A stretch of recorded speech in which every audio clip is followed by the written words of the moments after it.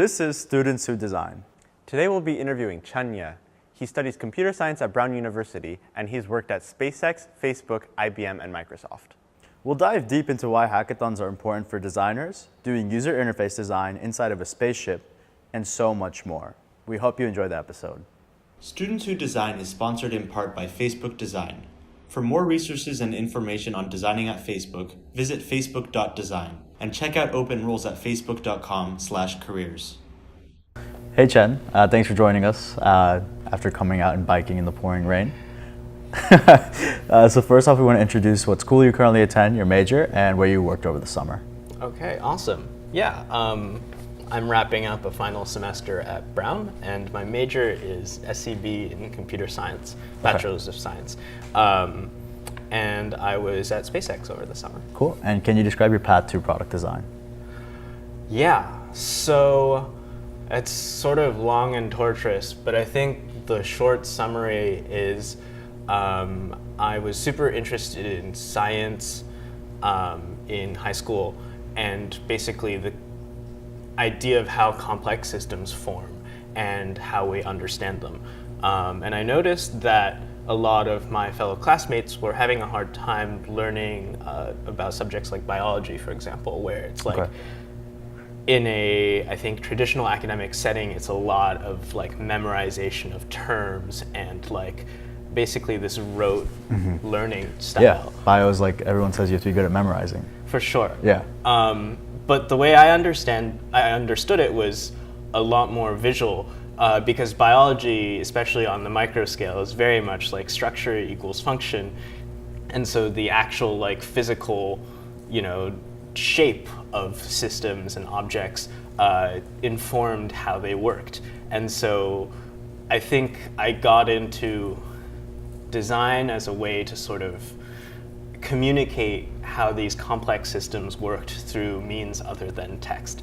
And I think I pushed myself in that direction starting in high school and moved more towards like interface design and digital stuff when I entered college and I started going to hackathons. And then I ended up organizing a hackathon at Brown, and that also I think hardened a lot of my skills in product design. And then I had a couple of internships, and that's where I am now. I think it's a good segue because I want to touch upon your involvement at Brown, specifically leading design at Hack at Brown for a couple of years, if I have my assumption correct. For 2 years. 2 years. So were you able to manage a design team and create that long-lasting brand? Because I think if you ask anyone to draw the Hack at Brown logo, who's in like the circuit or hackathon circuit, they could probably do it better than other hackathon logos. Yeah, I mean, completely honestly, no one knew what they were doing at the time. We were a group of, I think 10 or so students at first. I joined on pretty early, but the co-founders were really instrumental in sort of setting the spirit and the organizing principle of the hackathon. And I think part of building the long-lasting brand that we had is we really tried to intentionally set ourselves apart from other hackathons. We really asked the question of, why is it that we're organizing a hackathon beyond just the fact that it's like something everyone else is doing? So what was that reason? Yeah, so for people who aren't familiar with Hack at Brown. Sure. I mean, this was back in 2013, 2014, and since hackathons as an idea were still extremely new, but the whole area was sort of changing into this, wow, look, everyone's into this concept. More and more sponsors are interested in sponsoring. Oh, yeah. We can continue to grow bigger and get bolder and like have larger prizes and like, basically this uncontrolled growth was happening. And something we really wanted to do was step back and say, well, what is a hackathon good at doing? And what can we do to sort of, push some of those things? Like education, for example, was a big inspiration for us in terms of like, I think hackathons are really great places for people who are like completely unfamiliar with an area to sort of dive in head first and see all the things that are available, work alongside people who have experience, and really like go in with like fresh ideas and like dedicate some time to building something coherent out of that. And so we built all this support infrastructure around that. We tried to, organize the hackathon in a way that emphasized creativity. We created all these workshop series before the hackathon and during the hackathon for like getting a crash course into these basic skills. Yeah. And we changed our admissions process to really emphasize the idea that everyone is welcome to a hackathon, and like we're really trying to find diverse participants. Now, with this mission, how were you able to connect the brand and the pixels to that? I think a lot of people have this like idea in mind that they want to accomplish something, and then you have the tools to do it, but trying to bridge that gap is somewhat difficult. I think that's one of the hardest questions of brand design. Yeah. You can't get anywhere without a solid foundation, and we had that. But we were really trying to figure out how to turn that into a coherent brand, and it took a lot of work in terms of, again, we were all coming in here like super inexperienced. I guess we knew how to make illustrations, but that was pretty much it. Yeah. And so learning the brand process of really like, I think, getting a team together to iterate on concepts, to build a positive environment where we can riff off of each other's ideas and not shut down ideas prematurely, where we can learn to deal with different skill sets and different capability sets within a design team. Those were the things that were, I think, central to us executing a successful brand. I was the design lead for 2 years. So our first year, we really focused just on, the very basics of like, okay, we need a logo, we need, colors. Yeah. And that's basically it. And like, you'll look at our material from the first year and it's like, there are a lot of inconsistencies, but the important stuff, I think, Addy, who was one of the other designers at the time. He's an awesome guy. Yeah. He designed the initial form for the claw. The claw that took shape into the final logo. And then I think we all sort of looked at that and was like, yeah, that totally makes sense. We tried different styles, we tried different variations. And I guess it's like really hard to describe because there's no coherent process to like the iteration itself. It's really just like throw everything at it and see what sticks. Or at least that was what we did. I don't know if that's the right thing to do. But it did end up working. Yeah. So that was our first year. And then our second year, we really took that and like, tried to refine it and like really execute on a coherent, solid brand. And I mean, the team since then has taken it away and hit it out of the park. So I also want to touch upon another involvement you have outside of school, which is running a community called HH Design on Facebook. Yes. I was wondering if you could talk a little bit more about how you've been able to grow that group into a community where any student who's interested in design kind of points to, or if they don't know about it, they are pointed to that group. And what were kind of the turning points as this group continued to grow? Yeah. I think HH Design is another example of like, wow, it's amazing how much the group has changed over the past couple of years. We started basically just as a group of hackathon designers, so organizers who were responsible for the respective brands of their hackathons. Oh, I didn't know that. Okay. Yeah.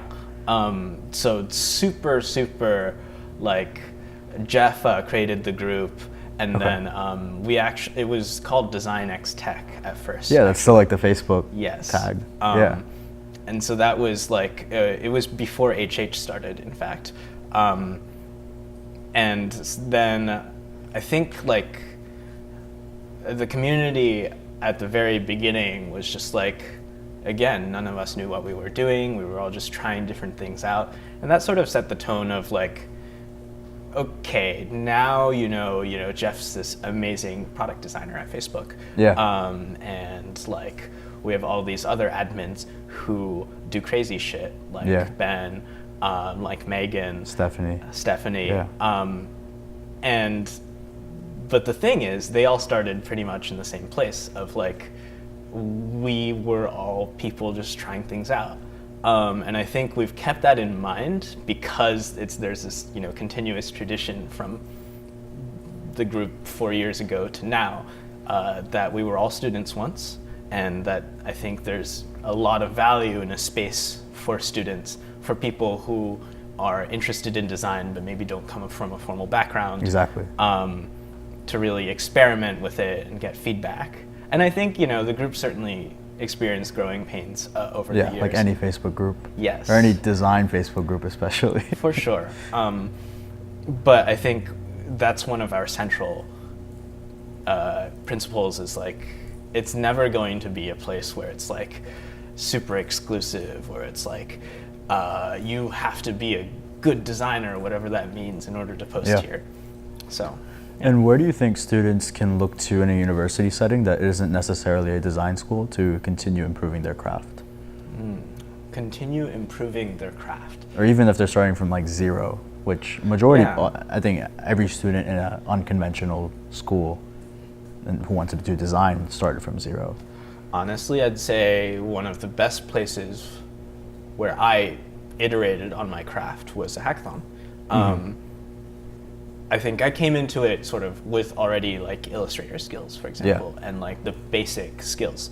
But like that was a place where I really, you know, had the flexibility to try things out and had these real world goals where it wasn't just design for design's sake, but like you're actually trying to create something that does something. With heavy constraints. Right, with heavy constraints, with 24 to 48 hours of time. That's an environment that worked really well for me. It might not work for everyone. I think there are a lot of spaces in a school setting where you can apply design thinking and design skills to real world context. And I think the best way to really improve your craft is seek those out. And even if you don't, you know, make it into like a formal project or anything, like try with these real world constraints and concepts. I think another thing would be one area is like hackathons are increasingly better at teaching even the basic skills. So I know I've run a couple of workshops for Sketch and Figma at like Pen Apps, for example. And Hackett Brown is pretty good about doing that as well. But if you can't do that, you know, Figma is super fantastic because they have made it super simple for anyone. Accessible.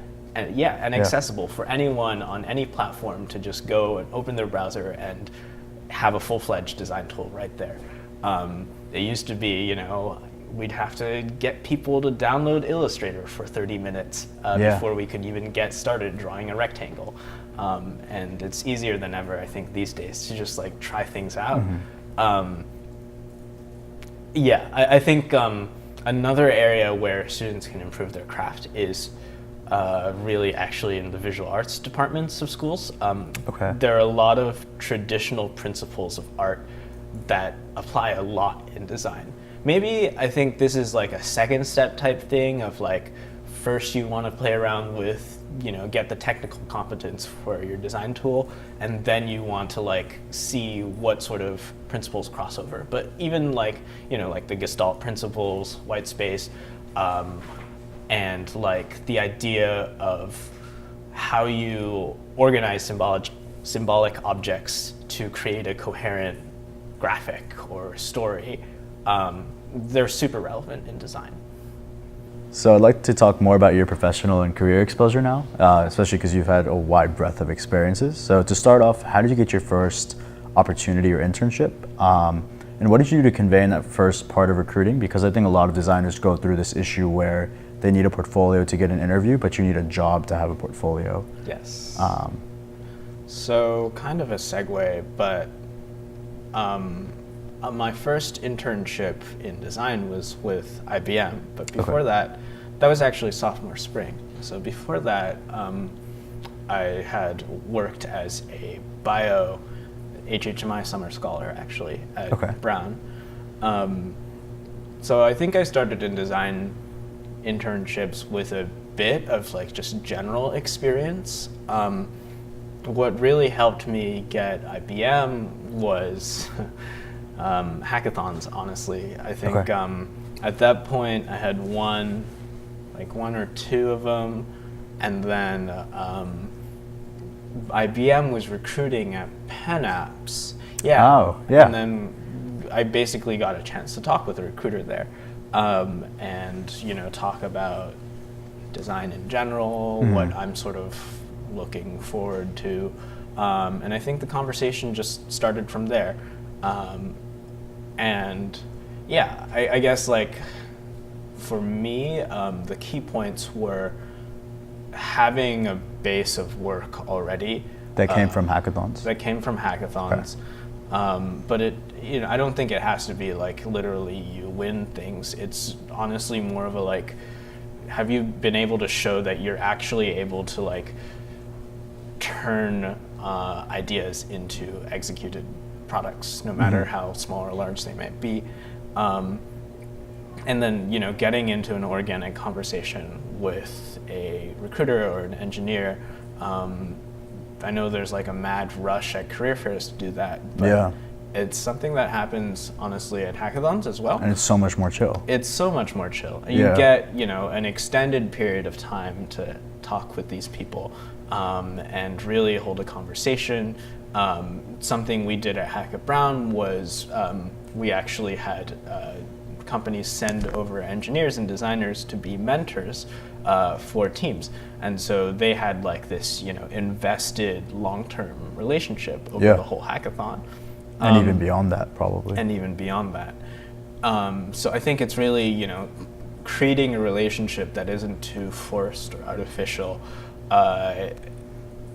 And yeah, I mean, like, recruiters want to get to know you, and they will advocate for you if you get to know them.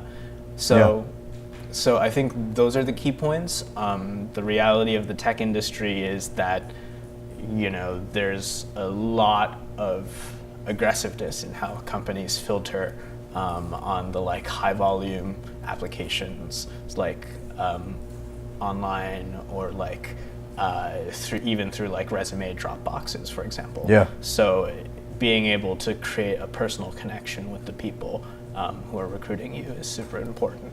And that's one thing that's not the greatest about tech, but knowing how to operate within that environment, I think, is important. So you've worked at many different companies, from IBM, Microsoft, Facebook, and most recently SpaceX. And I'm sure you've interviewed at many other places beyond that. What are some patterns that you've noticed that companies kind of look for when they're interviewing for product design internships? And what do you think students often forget when they're interviewing for these roles? Okay, yeah. I mean, to start off with, I really love interviewing for product design. I mean, I've done technical interviews, and I really hate live coding. Yeah, it's very nerve-wracking. It's really nerve-wracking. It's like I'm a CS major, but there's no real-world scenario where you have to, solve a code problem on a whiteboard without any outside help.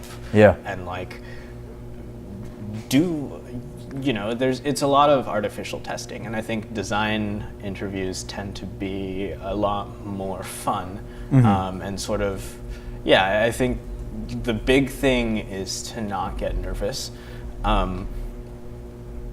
I think one thing that students forget a lot about is that the design interview itself is a construct. How do I say this? I guess like when you're interviewing and someone asks you to do a design challenge, for example, and this is a pretty frequent pattern. That's almost in every company. Yes. Aside from the portfolio review, it's like design challenge. Yeah. And a company will sometimes do that and like allow you to work offline. They'll sometimes do that during your on-site. It can really vary. But keep in mind that the design challenge question itself is sort of a open-ended thing where it's like, it's now your responsibility to ask the context of the challenge question that's being asked. So it's like, obviously you're going to approach it very differently if this is like a brief for outside investors versus a initial exploration inside a company versus a presentation to your CEO. And so knowing what context the brief question is asked in is super important. I think knowing context in general and sort of taking a wide approach to the problem initially and being able to define the exploration space is extremely important. Once you get a design challenge, you should use the time that the interviewer has with you in real time to really hammer that out as soon as possible.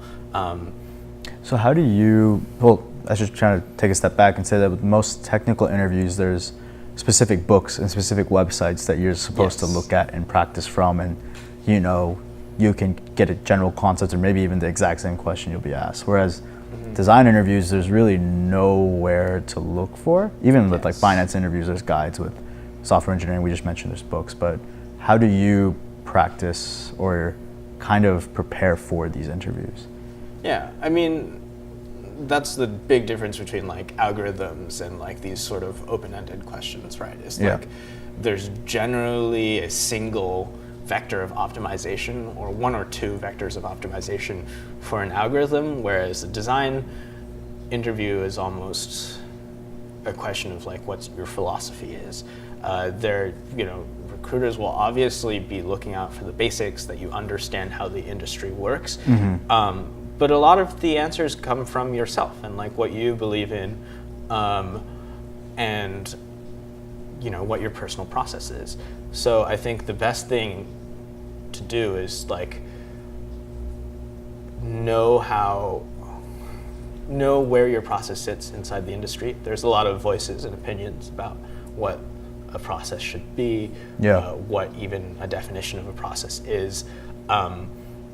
So like sort of know the context again, but also speak authentically and allow yourself to be challenged, and definitely you should be keeping tabs on like sort of what direction the industry is going in, and like places like Medium or like Designer News or whatever are great for that. Although I tend to trust the like real world process, what do you call them, decompositions, replays essentially, more than I do like this artificial thing presented into the other. Asana's rebrand, for example, from a couple of years ago is a fantastic example of like they documented in detail their whole brand process and like what worked, what didn't. So keeping up to tabs with that, but also I think letting your own thoughts and feelings shine through, and speaking to what's worked in your past, what hasn't. Being open-minded about if the interviewer asks you to elaborate on something or challenges you on something, just like have a honest conversation, I think. Yeah. And what is it like to design the inside of a rocket from a completely different context from like our typical 750 to 1334 pixel screen or even like a desktop? Yeah. Honestly, the biggest constraints aren't physical, or the biggest differences in constraints aren't physical. It's a lot more about your mindset. Most modern applications, being like web apps, internet connected things, sort of have this contract of you're interacting in a space where time is super critical. You have the ability to consider decisions. You have the ability to present information however you like, and like within reason a user will consume them, and like generally speaking, especially for consumer apps, it's you lean more towards conservative information density, and like presenting information sequentially, and like leaving clear decision points essentially. On a real-time vehicle control system, you have to be instantaneous in some of your decision making. You have to be able to give a user the ability to do something right then and there, and like it's a lot more of a challenge balancing between the information density you want, especially in an automated system, and the level of comprehensibility, essentially. And I think, speaking generally, a lot of companies in aerospace is strange because there's a long tradition of human factors. Yeah. Because, if you fuck up an interface in the sky, there's a good chance you will crash and die. So people learned very early on that was important, but that's historically come from a very engineering background. So it's like convergent evolution almost, of like, there are human factors engineers, there are lots of people responsible for ensuring the ergonomics of a vehicle, the comprehensibility of a vehicle, but it's a very methodical, sort of like bullet point list approach. Yeah, it's almost like I think in medicine or even like yes, the exactly. medical industry, there's like these safety checklists. In these areas where it's like, design is literally do or die, the tradition has been to go with a lot more slow and methodical approach. Yeah. And so the challenge, I think, for our generation of designers who want to work on these systems is how do you apply the processes that we have that aren't as formalized, but open the ability to iterate in a lot more directions and to explore in a lot more areas with these sorts of traditional processes that have been, ensuring safety and stability for the past 40 years. So this last segment is questions that we ask every single guest, and they are topics that we got and received after polling many student communities, such as HH Design, polling on Twitter, and asking around Medium, and this is what's on their mind. So the first question is, having the experience that you do, there must be some things that you feel like the industry doesn't quite understand about the student design community, and we're wondering if you could speak a little bit about that.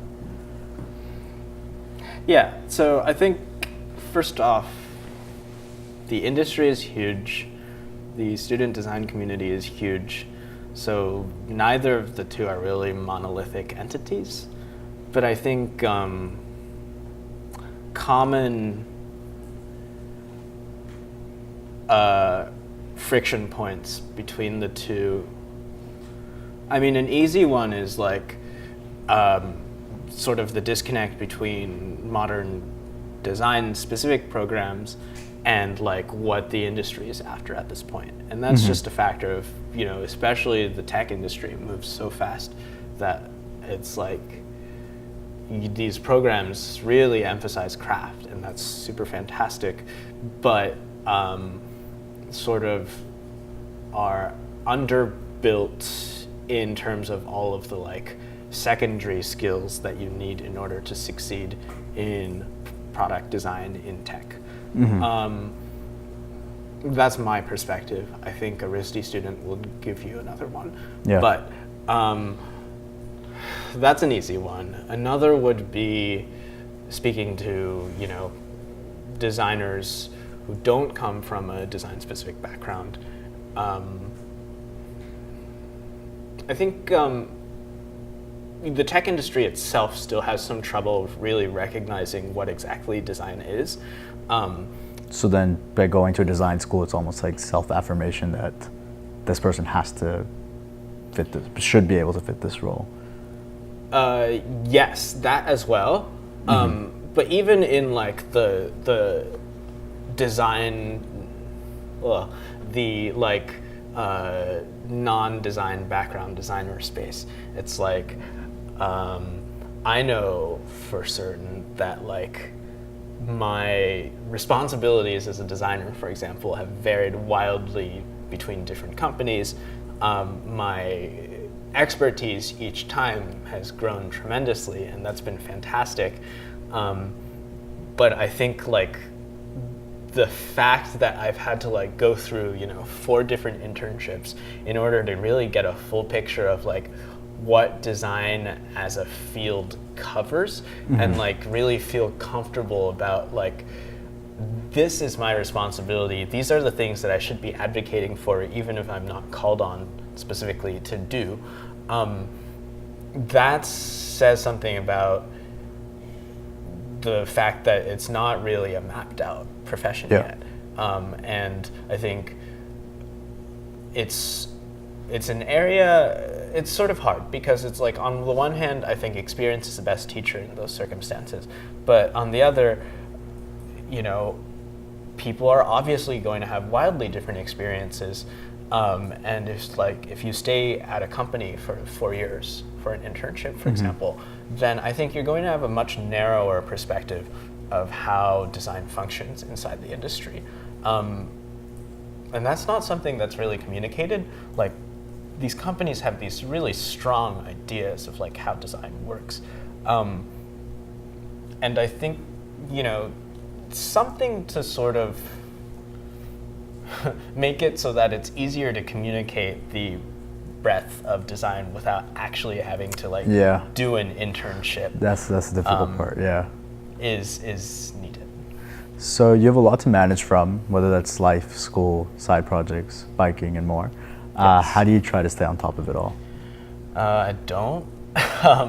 Fair. I think one of the real lessons I've learned from college is how to triage, how to really figure out what's important to you, do the things that are important to you, and not feel too bad about not being able to do the things that aren't. So, you know, for me, definitely, it's certainly super difficult to balance, you know, schoolwork and social life and bicycling and design.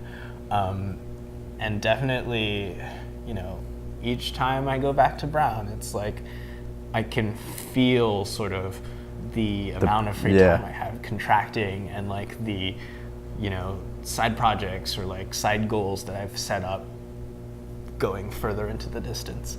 But like, I think one is just like appreciating that there's a lot of time in the world, and just because you're not doing something now, it doesn't mean you're never going to be able to do it. Exactly, yeah. Design as a field moves quickly, tech moves quickly, but there's always going to be opportunities. And same thing for education. It's like, I think you really want to focus on doing things right instead of getting all of them done.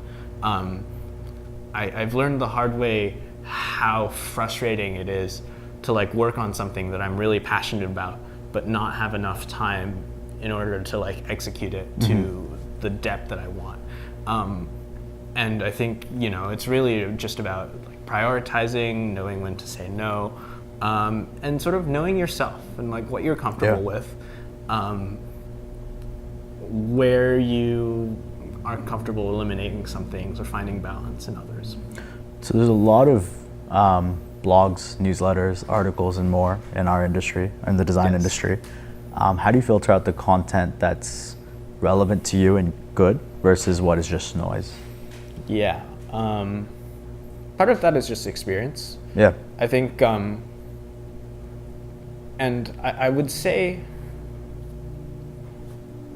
filtering implies that there's a fixed set of things that are good and bad. But I would say that over the course of my design career, readership, the topics that I've been interested in have changed wildly. And I think it's appropriate to be able to focus on different levels of design and different areas of design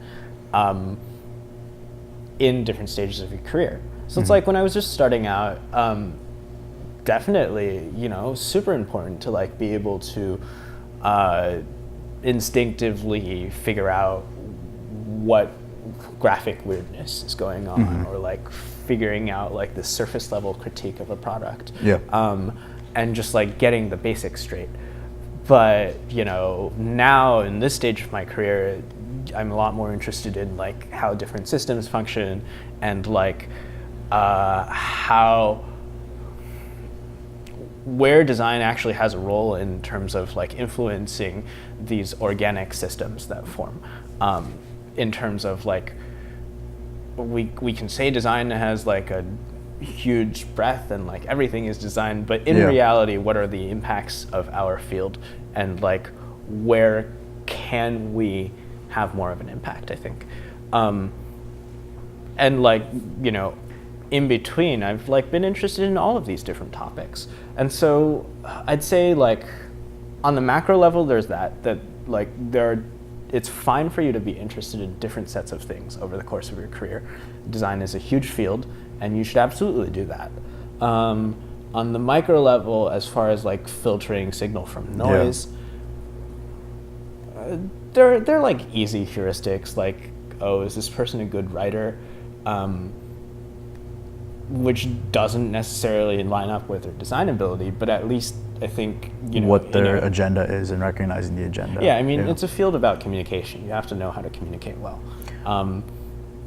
And like, there are other things like, I think, you know, one thing is just discussing it with your colleagues. Yeah. And like trying to figure out, well, is this guy full of shit? What do you think? Especially, you know, this is where there's a lot of reasons to have a mentor, but like this is where having people who have far more experience than you or in a very different place than you is important. So I think that's a good segue to the next question, which is, do you have any mentors that you follow or that you have to stay inspired, or things that act as pseudo mentors, like resources, books, and more? Yeah. Certainly over the summer, like I mentioned, SpaceX was a super different experience from all the other things that I've worked in, and so like there's super cool coworkers from very different backgrounds and who were a lot older than me, who I took a lot of mentorship from. Another, I think, general aspect was really taking the time to sit down with like these more, you know, like the design canon of books almost, like Tufte, for example, and like concepts of visualizing information. And also I think, you know, recognizing the limitations in one's mentors. I think it's pretty easy to find a mentor in an internship in terms of, okay, I shouldn't say that, but in my cases, it's generally been easy to have mentors in the form of the people who are directly over me, or that you work with and sit with next to every day. And sit next to every day. But also, I think recognizing that they're human as well, and you know, what they say or think might not be what everyone says or thinks, and it's really trying to figure out what everyone's perspective is. And I think a good way to do that actually is to go outside the design field. So like I'm taking a psychology class actually right now on information visualization and sort of the cognitive and psychological groundings behind our vision system and like how we understand and interpret information. And there's like stuff there where it's like, okay, Tufte is like a little aggressive when he says certain things, like you gotta remove as much ink from the paper as possible, and like one heuristic that's great is how little time it takes to draw this graphic. I mean, that's not, okay, maybe in the time that he wrote it, it's like a valid thing because like he wrote this book when computer graphics weren't common. But like, you know, understanding from a cognitive perspective that like, well, we actually recognize objects at the object level atomically. We don't compose them from individual like lines and shapes. So like having a coherent object that looks like an object, that feels like an object, is actually pretty good for our visual system. So like there are all these small things where it's like you got to hear voices from different perspectives, and So as a design leader at Brown, I'm sure there's a lot of people that come up to you asking for advice or asking how to get into design. And I'm sure there are students or people who are looking to switch their careers into this field who would like immediate actionable pieces of advice. And I'm wondering if you could, if you have any just to share. Immediate actionable pieces Yes, of no advice. vague, like, be yourself. Of course, being yourself is great, but something that isn't as cliche and very applicable. Something where, like, if a student listened to this, after listening to this, they could go do that. Go to a hackathon. Go to a hackathon. Okay. They happen all the time during the school year. And instead of just coding a project, for example, maybe there's a design workshop that you can attend. Maybe you just fire up Figma yourself and you like dig into the basics of like how shapes and illustration are constructed.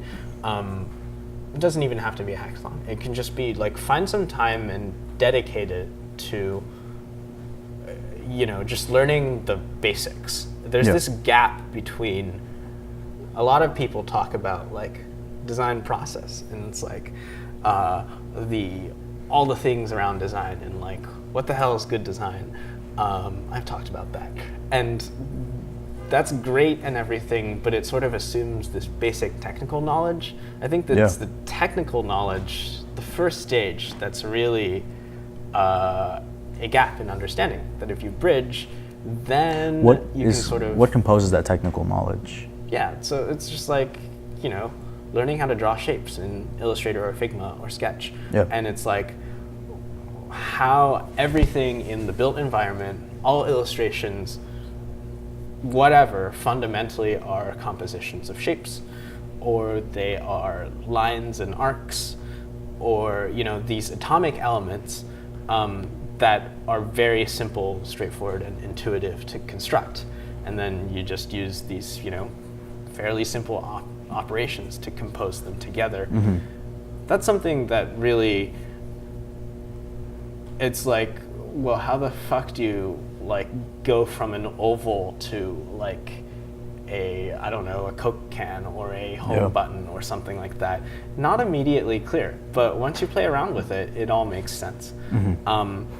I think this is this is actually, I think, an area where art school and like our high school art classes and whatever have sort of biased us in the wrong direction, or in the direction counter to what we would find in design. Yeah. Is,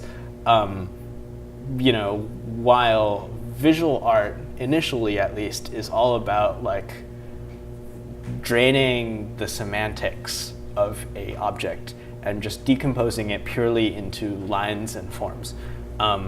Iconography and like visual design and like communication is a lot more symbolic. It's a lot more about how you render an object into its fundamental forms and like its semantic forms of like a can is formed from two ovals and interstitial space.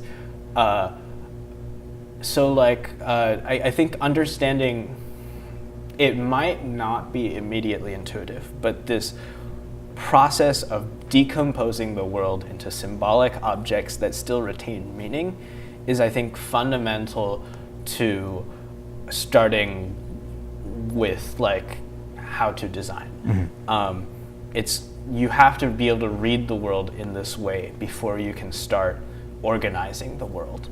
And so I think it's this like basic stuff that's like, it seems hard, but actually really just play around with it. Yeah.